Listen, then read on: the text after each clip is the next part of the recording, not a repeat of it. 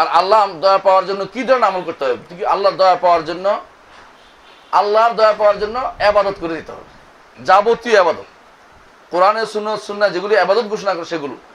যদি আপনি যেটা শিখতে চান, ইমাম নওয়াবী রাহমাতুল্লাহ আলাইহি তার একটা কিতাব আছে, নাম হলো রিয়াদুস সালেহিন।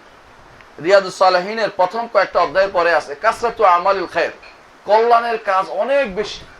সেটা পড়বেন, পড়ে সেটা অনুসারে আমল করবেন, ইনশাআল্লাহ আল্লাহ তাআলা আপনার দয়া বরকত পাবেন। আপনি প্রশ্ন করেছেন, পুরুষরা কি বিয়ের সময় হাতে মেহেদি লাগাতে পারবে? পুরুষরা হাতে মেহেদি লাগাতে পারবে কিনা এটা নিয়ে মানুষের মধ্যে দুইটা মত আছে। আসলে দুইটা মত আছে। একটি হচ্ছে লাগাতে পারবে না, এটাই শুদ্ধ। কারণ রং মেয়েদের জন্য, পুরুষের জন্য সুগন্ধি, সুগন্ধি এটা হচ্ছে নিয়ম। কেউ কেউ বলছে রাসূলুল্লাহ সাল্লাল্লাহু আলাইহি ওয়াসাল্লাম আব্দুর রহমান ইবনে আউফের গায়ের রং দেখে বলছেন যে মাহিয়াম কি হয়েছে, বলে ইয়া রাসূলুল্লাহ বিয়ে করেছি। তো রং, এই রং দেখে যেহেতু বিয়ে বুঝছে এরকম রং লাগাইলে জায়েজ হবে, তারা মনে করছে এটা। মূলত এটা সঠিক মত নয়। মেয়েরা রং টং লাগাবে, ছেলেরা প্রয়োজনে রং লাগাবে, যেমন আমরা লাগাইছি দাড়িতে, তাই বলে বিয়ের জন্য না আর কি। তো এই রং লাগানোটা নাজায়েজ বলছি না, কিন্তু বিয়ের সময় তারা সুগন্ধি ব্যবহার করে। বিয়ের সময় তারা রং টং লাগাইয়া তারা মেয়েদের মতো চলবে না, পুরুষ পুরুষের মতো চলবে, মেয়েরা মেয়েদের মতো চলবে। মেয়েরা রং লাগাবে, আলতা লাগাবে, ওইটা লাগাবে, পছন্দ করে তারা ব্রু লাগান, ব্রুরে কিতা লাগায়, জানে কালো আইব্রু লাগায়, আবার কিতা লাগায়। দুনিয়ার যত ওদের কাছে তো এত বড় বক্স একটা থাকে মাঝে মধ্যে। তো এরা মেয়েদেরকে আল্লাহ তাআলা এটা বলেছে কিন্তু, আওয়ামা ইউনাশাউ ফিল হিলিয়াতে ওয়া হুয়া ফিল খিসাম গায়রু মুবিন, যে তোমরা আমার জন্য মেয়ে, সবগুলি আমার মেয়ে, মানে যত নারী সব আমার মেয়ে বানাচ্ছে। ওই যে লাত মানাত উজ্জা এগুলি মহিলা না, বাসক না, তো এগুলি সব আল্লাহর মেয়ে বানাচ্ছ। তো যারা এই সমস্ত অলংকারে এবং ভূষণ ভেষণে বড় হয়, এগুলি এরা কথা বলতে পারে না, এগুলি আমার হয়ে গেল, আর তোমরা সব পুরুষগুলি নিয়ে যাবে। আল্লাহ কত সুন্দর করে কতগুলো ধরছে যে আমার জন্য আলাকুমুজ যাকারু লাহুল উনসা, তোমাদের জন্য সব পুরুষ ছেলেরা আর আমার জন্য যত মেয়ে ছেলেরা। এগুলো কিভাবে সাব্যস্ত করো তোমরা? কাফেরদেরকে আল্লাহ তাআলা তাদের আকলকে, জমিরকে খেতাব দিয়েছেন। না হলে আল্লাহ তাআলা ছেলে মেয়ে কোনোটাই আল্লাহর প্রয়োজন নাই। এটা বলার উদ্দেশ্য হচ্ছে এটা বোঝানো যে মেয়েরা কি করে, কিসের উপর বড় হয়, অলংকারে, বেশভূষে, সৌন্দর্য চর্চা, এটা তাদের এটা স্বাভাবিক প্রকৃতি। এর বিরুদ্ধ প্রকৃতি হলে বুঝতে হবে এর কোনো সমস্যা আছে, অন্য সমস্যা চলতেছে। একামত শুরু হলে কিছু মসজিদে মানুষ বসে থাকে, এরপরে যখন আশহাদু আন্না মুহাম্মাদুর রাসূলুল্লাহ তখন নামাজের জন্য দাঁড়ায়। এটা কি সুন্নতি আমল? নিয়ম হচ্ছে আগে থেকে উঠে সালাতের কাতার সোজা করবে, একামতের শুরু থেকে উঠে দাঁড়ায় যাবে। কাতার সোজা করার সময় লাগে। আমাদের দেশে দুই ধরনের সমস্যা। একটা হচ্ছে ইমাম সাহেব সালাম শেষে যে আল্লাহু আকবার লা ইলাহা ইল্লাল্লাহ বলার সাথে সাথে সালাম বন্ধ দিয়ে দেয়, তাই না? তাকবীর দিয়ে দেয়। এটা সুন্নাহ বিরোধী কাজ। রাসূলুল্লাহ সাল্লাল্লাহু আলাইহি ওয়াসাল্লাম এটা করতেন না। তিনি ঠিক করতেন, বলতেন যখন এটা একামত শেষ হয়ে যেত তখন বলতেন সাউ সুফুফাকুম, কাতার সোজা করো, সাউ ওয়াতাদিলু, কাতার সোজা করো, রাসু তারাসু, মিলেমিশে দাও, শীশা ডালার প্রাচীরের মতো দাঁড়িয়ে যাও। আবার বলতেন সুদ্দুল খালাল, ছিদ্র বন্ধ করো। 7টা শব্দ ব্যবহার করছেন রাসূল জীবনে, বহুত বেশি, অনেক শব্দ। 7টা হাদিসে আসছে এভাবে, এবং কোনোটা শুদ্ধ, কোনোটা দুর্বলতা আছে, তারপর 7টা আসছে। এর অর্থ হচ্ছে বিভিন্ন শব্দ ব্যবহার করতেন। কখনো কখনো রাসূল লাঠি নিয়ে সোজা করে দিতেন, এই পেট ভিতরে ঢোকা, পেট বাঁকা হইলে কাতার বাঁকা হবে, এই হবে, সে তোমাদের অন্তর বাঁকা হয়ে যাবে, এটা বলতেন। তাহলে বোঝা গেল যে লা ইলাহা ইল্লাল্লাহ পর নিয়ত বাঁধতেন না। এটা একটা ভুল ধারণা আমাদের। তো এটা একটা ভুল। আরেকটা ভুল হচ্ছে আমরা মনে করি যে আগে উঠেই যাবে না, উঠতে হবে শুধু হাইয়া আলাস সালাহ হাইয়া আলাল ফালাহ উঠতে হবে, অথবা কাদ কামের সালাহ উঠতে হবে। এটা কিন্তু ঠিক নয়। হ্যাঁ, আপনি উঠেন, পরে উঠলেও না যায়, আমি বলছি না, কিন্তু নিয়ম হচ্ছে আপনাকে আগে ইয়ার থেকে উঠবেন, যখন থেকে একামত শুরু তখন থেকে উঠে কাতার সোজা কাজে লেগে যাবেন। এটা ভালো কাজ করবেন, যাতে করে আপনার কাতারটা সোজা হয়, পায়ে পায়ে লেগে যাবেন। ঠিক আছে, আমি আবারও স্মরণ করছি, এটা হচ্ছে কেউ যদি দেরি করে উঠে তার নামাজ হবে না, এটা আমি বলছি না, কিন্তু কাজটা সুন্দর হয় না, কাজটা সুন্দর হয় না। হ্যাঁ, কোনো বর্ণনায় আসছে যে সলবে সালাইনের কেউ যখন একামত হতো, অর্থাৎ যখন কাদ কামাতিস সালাহ বলতো, তখন তারা উঠতেন, এটা বর্ণনা আসছে। এই বর্ণনাটাই আপনাকে নিতে হবে, অন্য বর্ণনাগুলি কোথায় গেল?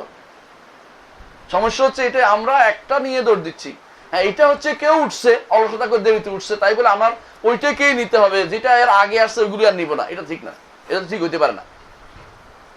আসসালামু আলাইকুম। ওয়ালাইকুম আসসালাম। সমান শেখ, আমি মুসাম্মদ তাসলিম আক্তার, ওইটা তো শেষ হয়ে গেছে ইনশাল্লাহ।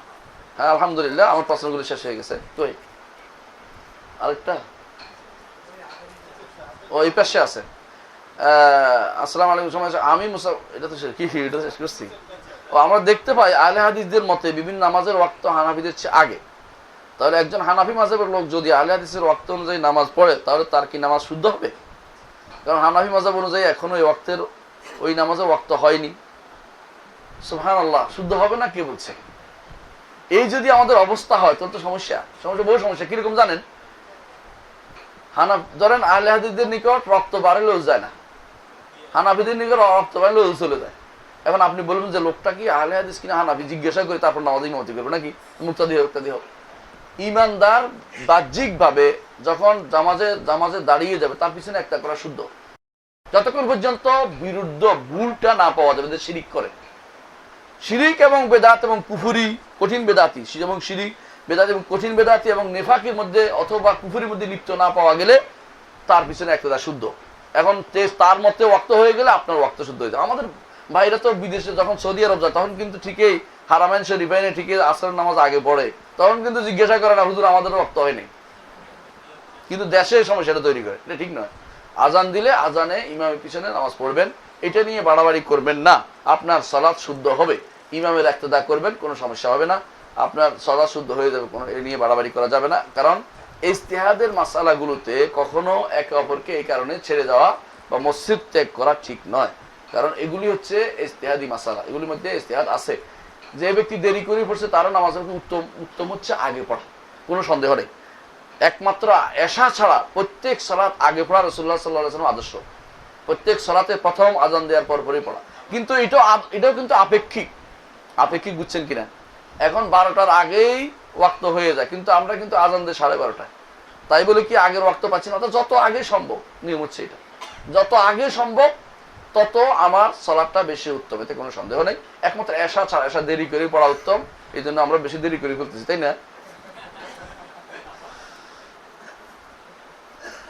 ডক্টর জাকির নায়েক সম্পর্কে যে বক্তব্য দেয় তা কি সঠিক? জাকির নায়েককে কেন জঙ্গিবাদের অপবাদ দেওয়া হয়েছে? জাকির নায়েক হচ্ছেন আল্লাহর একজন দায়ী, ভালো মানুষ। আমি তাকে ভালো মানুষ হিসেবে চিনেছি, দেখেছি। তার উপর জঙ্গিবাদের যে অপবাদ দিচ্ছে একেবারে ডাহা মিথ্যা কথা, একেবারে ডাহা মিথ্যা কথা। তিনি কখনো এই জাতীয় কোনো জিনিসে আলোচনা করেন নাই, কোথাও পায় নাই, তারাও কিছু খুঁজে পাবে না। এগুলো সম্পূর্ণ মিথ্যাচার ছাড়া কিছুই নয়। এরকম একজন মানুষের উপরে মিথ্যাচার করার জন্য আল্লাহর কাছে কিন্তু দায়ী হতে হবে যারা এই মিথ্যাচারগুলি করছে। এরা হচ্ছে নিজের স্বার্থ রক্ষার্থে আরেকজনের উপরে নিজের ক্ষতি চাপিয়ে দিচ্ছে, এটা কিন্তু ঠিক নয়। আল্লাহ এদেরকে হেদায়েত দান করুন এবং জাকির নায়েককে হেফাজত করুন, যদি আমরা বলি। আসসালামু আলাইকুম রহমতুল্লাহ বরকাতুহু।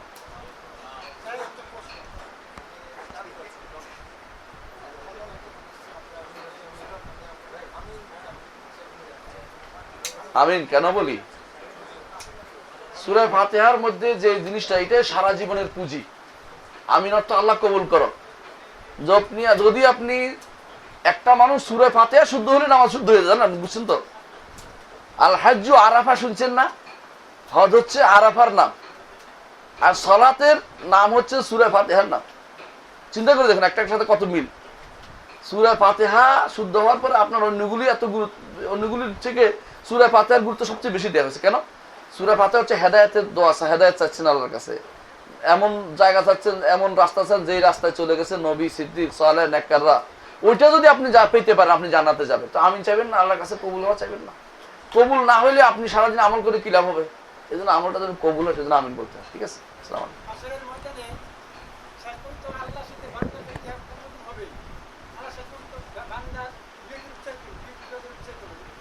সত্য, বিবেক অনুযায়ী বিচার হবে, সত্য কথা।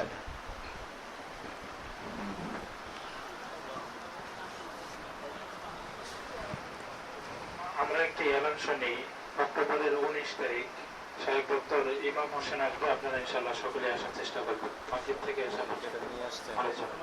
এখানে ছিল। আর আমাদের এই অক্টোবরের 25 তারিখে